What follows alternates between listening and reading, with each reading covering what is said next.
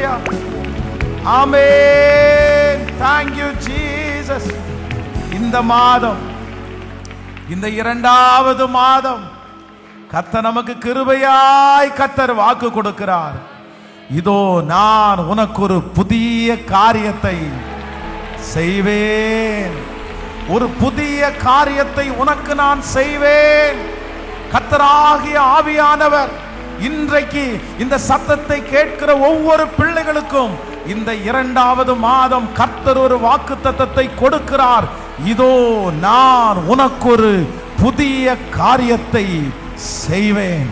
இந்த மாதம் உங்கள் குடும்பத்தில் ஒரு புதிய காரியம் நடக்கும்.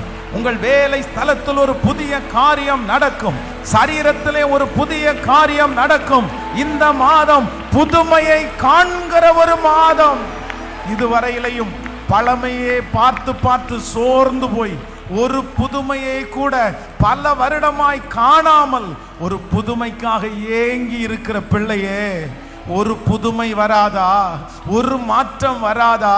இந்த பழைய நிலைமை என்று மாறும். இந்த பழைய அவமானம் என்று மாறும்.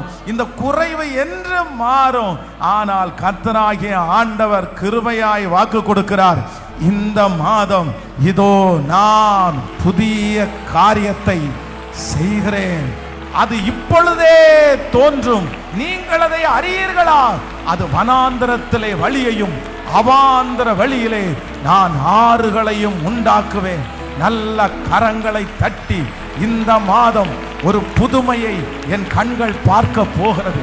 என் பிள்ளையின் மூலமாய் ஒரு புதுமையை கர்த்தர் என் பிள்ளையினுடைய வாழ்க்கையில் ஒரு புதுமையை செய்ய போறாரு.